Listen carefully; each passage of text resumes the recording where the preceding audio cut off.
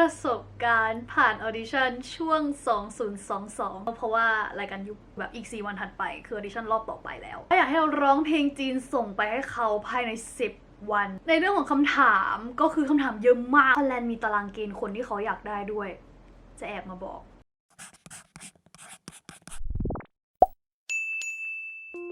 สวัสดีค่ะทุกคนฮอลลีแลนด์นะคะจริงวันนี้เรามาแปลกกว่าทุกทีนะคะเพราะว่าวันนี้ฮอลแลนด์จะมาเล่าประสบการณ์ผ่านออดิชั่นช่วง 2022 แต่ไม่ได้ไปรอบไฟนอลเพราะว่ารายการยุคอยากบอกว่าที่ทุกคนเห็นฮอลแลนด์หายไปอะที่แบบไม่ค่อยลงคลิปไม่ค่อยลงโซเชียลอะไรเท่าไหร่อะถามว่าเป็นเพราะเรื่องนี้ด้วยไหมก็ส่วนหนึ่งแต่หลักๆก็จะเป็นเรื่องของการเรียนที่ฮอลแลนด์แบบว่าอยู่ปี 3 แล้วนะคะแล้วจริงๆมันก็เป็นส่วนหนึ่งนะคะแต่หลักๆก็คือเรื่องเรียนแล้วก็เรื่องแบรนด์สกินแคร์ของฮอลแลนด์นะคะไปส่องกันได้นะตอนนี้มีผลิตภัณฑ์3 อย่างแล้วนะคะติ๊งติ๊งติ๊งแล้วก็ความเครียดอะไรหลายๆอย่างนะคะแต่ว่าก็กลับมาแล้วนะคะตอนนี้คือลงคลิป3 คลิปต่ออาทิตย์ด้วยซ้ำต้องบอกว่าเรื่องนี้เกิดขึ้นเมื่อปีที่แล้วนะคะฮอลแลนด์จะลืมๆบ้างก็เลยต้องแบบดูนะคะว่าเกิดอะไรขึ้นบ้างเพราะไม่งั้นเดี๋ยวจะพูดแบบมั่วซั่วไปหมดเลยพยายามจะเรียงให้มันแบบว่าเข้าใจง่ายที่สุดเรื่องเกิดขึ้นเมื่อต้นปีที่แล้วนะคะปี 2021 นะต้องบอกว่าตอนนั้นฮอลแลนด์เพิ่งออกจากการเป็นเทรนนีจากค่ายในประเทศไทยนะคะคำว่าเพิ่งนี่ก็ประมาณ 2-3 เดือนได้แล้วเราก็รู้สึกว่าเราน่าจะไม่ได้มาทางด้านนี้แล้วอะไรอย่างเงี้ยแล้วก็มีคนทักมาว่ามาจาก Tencent นะคะเขากำลังหาคนไปร่วมรายการช่วง 2022 ตอนแรกอะฮอลแลนด์ไม่ได้สนใจเพราะรู้สึกว่าแบบแอบรู้สึกว่าแบบน่าจะไม่ได้มาด้านนี้แล้วอย่างที่บอกว่าเพิ่งแบบออกมาจากการเป็นเทรนนีนะคะเราต้องบอกว่าตอนนั้นฮอลแลนด์ไม่ได้รู้จักตัวรายการมากนะคะรู้จักแค่คลิปที่พี่เนเน่แบบไวรัลมากๆอะร้องแบบ best part อะไรอย่างเงี้ยแล้วเราก็พอรู้ว่าโอเคมันเหมือนแบบ produce 101อะไรประมาณนี้แต่ว่าไม่ได้ตามรายการไม่ได้ดูรายการไงอีกอย่างหนึ่งก็คือความรู้สึกคือพอมันเป็นรายการอะทุกคนเราแอบรู้สึกว่ามันน่าจะกดดันมากๆอะเหมือนแบบมันรู้สึกว่าแบบถ้าพลาดทีหรือเกิดอะไรขึ้นอะไรอย่างเงี้ยคือแบบโอเคคนดูอยู่แล้วมันคือแบบรายการอะทุกคนเราแอบรู้สึกว่าแบบมันน่าจะกดดันแบบมากๆซึ่งทุกอย่างกดดันอยู่แล้วทุกคนจริงๆแต่ก็แอบรู้สึกว่ามันน่าจะแบบเอ็กซ์ตร้ากดดันแต่ว่าตอนนั้นพี่สาวฮอลแลนด์ถ้าเกิดว่าใครได้ติดตามก็จะรู้ว่าตอนนี้พี่สาวฮอลแลนด์อยู่ประเทศจีนนะคะไปทำงานเป็นนักเต้นบัลเล่ต์เนาะนั่นแหละแล้วพี่สาวก็เลยฟีลแบบเฮ้ยไปสิเผื่อแบบว่าพี่ไปจีนแล้วเราก็แบบได้แบบไปที่จีนอะไรประมาณนี้พี่สาวเราก็แบบเฮ้ยอยากให้ลองไปนะพี่สาวฮอลแลนด์คือแบบเชียร์อัพสุดว่าแบบไปแบบแบบซัพพอร์ตมากๆคือเขาทักมาตั้งแต่แบบต้นปีใช่ไหมแล้วฮอลแลนด์ก็ยื้อมาตลอดเพราะรู้สึกว่าแบบเฮ้ยเราแบบยังไงดีอะไรเงี้ยเหลือแบบอาทิตย์สุดท้ายเขาบอกว่าแบบเนี่ยแบบเหลืออะไรอาทิตย์สุดท้ายนะยังแบบสนใจอยู่ไหมอะไรประมาณนี้ฮอลแลนด์ก็เลยแบบโอเคแล้วก็อัดคลิปส่งเลยสิ่งที่เขาต้องการนะคะก็คือคลิปแนะนำตัว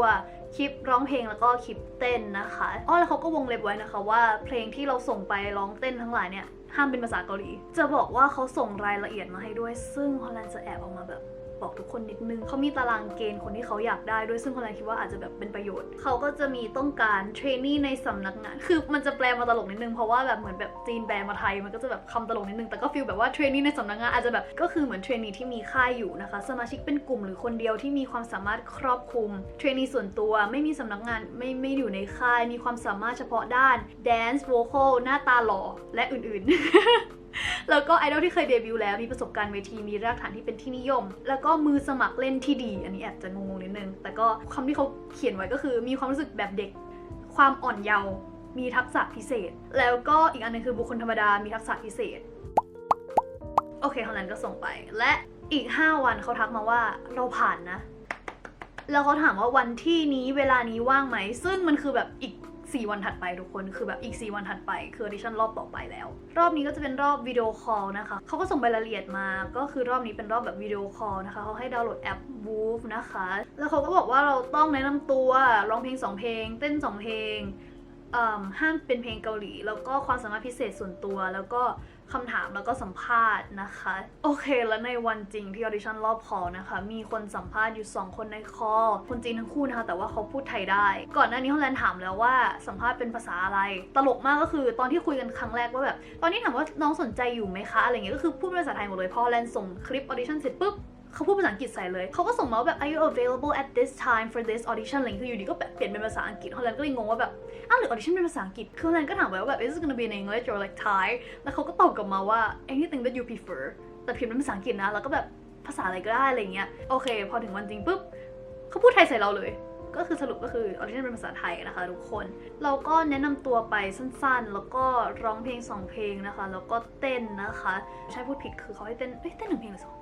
อันนี้จำไม่ได้น่าจะหนึ่งเต้นแค่หนึ่งนะคะต้องบอกว่าเพลงที่ฮอลแลนด์เลือกตั้งแต่รอบที่ส่งคลิปไปฮอลแลนด์เลือกเพลงที่มีทั้งร้องแล้วก็แรปในเพลงเดียวนะคะแล้วก็ส่งคลิปไปแล้วก็วันออดิชั่นจริงก็ร้องเพลงที่มีร้องกับแรปไปก็เพราะว่าเขาไม่ได้ถามถึงแรปเลยเราก็รู้สึกว่าแบบเราอยากแรปอะอะไรอย่างงี้ก็เลยแบบว่ายัดมันเข้าไปความสามารถพิเศษอันนี้ตลกนิดนึงฮอลแลนด์บอกเขาว่าเล่นลงบอร์ดแต่ว่าไม่มีพื้นที่ เขาก็บอกว่าส่งคลิปมาได้อะไรอย่างงี้ก็เลยส่งคลิปไปนะคะแต่ใครที่มีความสามารถพิเศษอะไรก็โชว์เขาไปนะคะของฮอลแลนด์ก็คือส่งคลิปไปก็คือตลกมากแต่ว่าณตอนนั้นก็คือแบบว่าเตรียมบอร์ดไว้ข้างๆว่าแบบฉันต้องหยิบบอร์ดมาเล่นตรงนี้เลยซึ่งแบบเนื้อที่เล่นลงบอร์ดก็คือจะแบบไม่มีที่นะคะแต่ฮอลแลนด์ก็แบบหยิบลงบอร์ดข้างๆไว้เผื่อแบบว่าเผื่อเราอาจจะแบบฟลิปบอร์ดให้เขาดูอะไรอย่างงี้เตรียมเผื่อไว้ก่อนแต่เขาก็บอกว่าส่งคลิปมาได้ก็เลยโอเคในเรื่องของคำถามก็คือคำถามเยอะมากแบบฮอลแลนด์ก็จะเล่าเท่าที่จำได้นะคะเพราะว่าแบบมันเยอะแล้วฮอลแลนด์ก็แอบตื่นเต้นก็เลยมีความแบบก็จำอะไรไม่ค่อยได้แต่ว่าคำถามแรกก็คือทำไมถึงอยากเป็นไอดอลอันนี้เราก็เตรียมมาแล้วก็ถามว่าไอดอลกับนักแสดงต่างกันอย่างไรแล้วก็ตอนนึงก็เป็นคำถามแบบว่าชอบเที่ยวที่ไหนของจีนเคยมาจีนไหมชอบกินอะไรชอบกินอาหารอะไรขนมอะไรมีใครเป็นไอดอลอะไรคำถามคือมันจะเป็นอะไรพวกนี้แต่แบบเยอะมากๆเลยแล้วฮอลแลนด์ก็แบบเคยไปจีนค่ะแต่ว่าตอนนั้นไปแต่วัด ตอบไปอย่างนี้จริงๆแบบไปวัดจีนค่ะอ๋อเขาถามด้วยอีกคำถามหนึ่งเขาถามว่าเคยดูรายการหรือเปล่าฮอลแลนด์ก็แบบพี่สาวฮอลแลนด์บอกทำไมไม่บอกเขาไปว่าดูซึ่งฮอลแลนด์ก็แบบ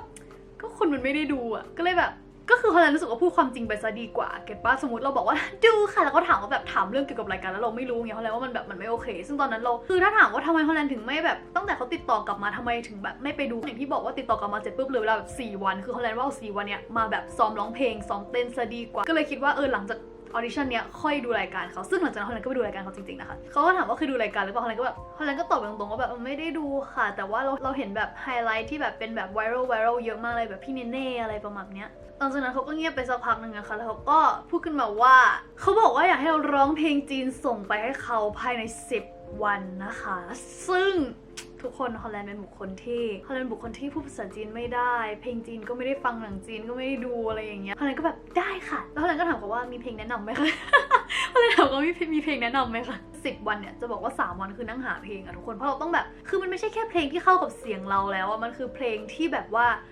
คำศัพท์ต้องไม่ยากอะแล้วก็แบบว่าต้องจำง่ายๆหน่อยไม่ยากเกินไปซึ่งเครดิตพี่สาวฮอลแลนด์ดูหนังจีนอยู่นะคะเพราะว่าอย่างที่บอกว่าพี่เขากำลังจะไปจีนเขาเลยต้องฝึกภาษาอยู่แล้วใช่ไหมเขาก็เลยแบบดูหนังจีนเยอะมากเขาก็แบบเพลงนี้ฮอลแลนด์เพลงนี้พี่ซากุระก็คือแบบว่านั่งเขียนแบบพิงยินให้ฮอลแลนด์เพื่อที่เราก็ได้จำเนื้อได้นะคะฮอลแลนด์ก็แบบนั่งท่องแบบจริงจังว่าแบบเราต้องร้องเพลงจีนนะเพลงที่ฮอลแลนด์เลือกชื่อว่า Milk and Bread นะคะชื่อเพลงน่ารักมากเพลงก็คือน่ารักมากจริงๆต้องบอกว่าฮอลแลนด์เปิดฟังทั้งวันถึงตรงนี้ที่ฮอลแลนด์เคยบอกไว้ว่าแบบตอนแรกไม่ได้สนใจก็คือแต่ฮอลแลนด์รู้สึกว่าถ้าฮอลแลนด์จะทำอะไรแล้วฮอลแลนด์รู้สึกว่าฮอลแลนด์ต้องแบบตั้งใจมากๆอยากทำให้แบบเต็มที่ที่สุดนะคะฉะนั้นก็เลยแบบใช้ทุกวินาทีที่มีค่าในการนั่งท่องเพลงนี้นะคะก็ลุ้นมากรู้สึกว่าแบบจะรอดไหมเนี่ยอะไรอย่างเงี้ยตอนนั้นเราภูมิใจในตัวเองมากที่แบบเฮ้ยเราจำเพลงจีนได้ภายใน10 วันฮอลแลนด์ร้องไป1 นาทีครึ่งนะคะแต่ว่าขอถือว่าตัวเองจำได้ทั้งเพลงเพราะว่า1 นาทีครึ่งนี้มันเป็นแบบว่าร้องท่อนเดิม2 รอบคือถ้าเกิดฮอลแลนด์ร้อง2 รอบมันก็คือ1 เพลงฉะนั้นถือว่าฮอลแลนด์จำได้ทั้งเพลง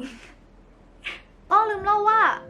หลังจากวันที่เราออดิชั่นอ่ะเขาก็ส่งรูปใน IG เรามารูปนี้แล้วเขาก็ถามว่านั่นเราหรออะไรอย่างเงี้ยให้แบบสามารถทำท่าอื่นๆได้อีกไหมแบบให้ส่งแบบคลิปตีลังกาไปให้หน่อยได้ไหมอะไรเงี้ยคือตอนเด็กๆฮอลแลนด์เคยเรียนยิมอะไรก็เลยแบบตีลังกาได้บ้างพวกนี้ได้หลายท่าเลยแต่ว่าพอตอนนี้เราก็ทำได้แบบไม่กี่ท่าเราก็ส่งไปนะคะเราก็ทำแบบว่าเขาเรียกอะไรอะ what is this ตีลังกาด้านข้างแล้วก็ส่งไปพวกแบบฟอนวอลคาร์ดวิวไปอะไรเงี้ยอันนี้ก็จะเป็นอีก1 สกิลที่เขาแบบแอบสนใจนะคะเผื่อใครตีลังกาได้ก็แบบโชว์ไปซึ่งจะบอกว่าเขาผ่านไปนานมากเขาก็ไม่ได้ส่งอะไรมาหาฮอลแลนด์ก็แบบตกรอบแล้วสรุปผ่านไป 3-4 อาทิตย์นะคะเขาส่งกลับมาว่าเราผ่านนะแต่ว่าเดี๋ยวจะมีอีกรอบซึ่งมันถูกเลื่อนเขาพูดว่าเลื่อนไปอีก 3-4 เดือนเขาบอกว่าแบบ September อะไรอย่างเงี้ยแล้วสรุปพอ 3-4 เดือนผ่านไปก็ไม่มีอะไรเกิดขึ้นนะคะแล้วก็มีประกาศมาเยอะมากว่ารายการถูกยุบเขาก็บอกว่ามันถูกเลื่อนนะเขาไม่ได้บอกฮอลแลนด์ว่ามันถูกแคนเซิลเขาบอกฮอลแลนด์แค่ว่ามันถูกเลื่อนนะอะไรประมาณนี้ซึ่งนี่ก็ปี 2022 แล้วนะคะทุกค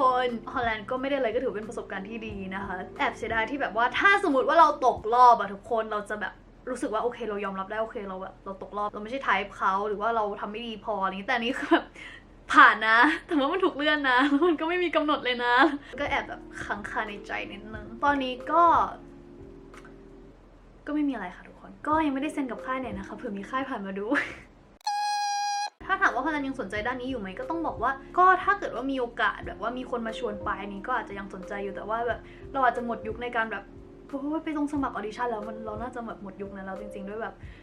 19นะคะทุกคนซึ่งตอนนี้ไอดอลก็คือเด็กลงเรื่อยๆเลยจริงๆที่ฮอลแลนด์มาเล่าในวันนี้ก็ฟิลสละสิทธิ์แล้วแหละเผื่อมีรายการนี้ในอนาคตแต่ก็มาเล่าไว้เผื่อแบบอนาคตรายการนี้มาเปิดใหม่หรือว่ารายการอะไรที่แบบคล้ายๆทุกคนก็ได้เตรียมตัวได้ทันอย่างเช่นที่ให้ร้องเพลงจีนภายใน10 วันถ้าเราเตรียมมาก่อนเนี่ยเราก็จะมีเวลาฝึกอีกนานนะคะไม่แบบเหมือนฮอลแลนด์ที่ต้องร้องภายใน10 วันก็ประมาณนี้นะคะใช่ก็เป็นประสบการณ์ที่ดีอันหนึ่งเลยก็ใครที่มาทางด้านนี้ก็อยากจะบอกให้แบบสู้ๆนะคะทุกคนแล้วก็เตรียมตัวให้ได้มากที่สุดทำตัวให้พร้อมมากที่สุดนะคะถ้ามีโอกาสคว้าไว้ทุกคนต้องบอกเลยว่าสิ่งที่หายากที่สุดบนโลกนี้คือโอกาสนะคะทุกคนถ้ามันมาแล้วคว้าไว้จริงๆทุกคนแล้วค่อยคิดว่าเราทำได้ไหมเหมือนฮอลแลนด์นะที่แบบจริงๆนะตอนนั้นรู้สึกว่าแบบยังไม่กล้าลงออดิชั่นเพราะว่าแบบโอเคหนึ่งมันเป็นรายการไม่รู้ว่าเราจะแบบไปพลาดตรงรายการเราหรือเปล่าแต่ฮอลแลนด์ก็แบบหลับตากัดฟันทำไปเพราะรู้สึกว่ามันเป็นโอกาสที่แบบว่าพลาดตรงนี้ไปก็มันก็ไม่มาแล้วอะไรอย่างนี้ใช่ปะล่ะก็ใครชอบคลิปนี้นะคะอย่าลืมกดไลค์กดแชร์นะคะที่สำคัญที่สุดในโลกนี้เลยอย่าลืมกด subscribe ไปช่องของฮอลลี่แลนด์ด้วยนะคะไปแล้วค่ะทุกคนใครอยากให้ฮอลแลนด์มาเล่าประสบการณ์อะไรอีกก็คอมเมนต์ข้างล่างได้นะคะบ๊ายบาย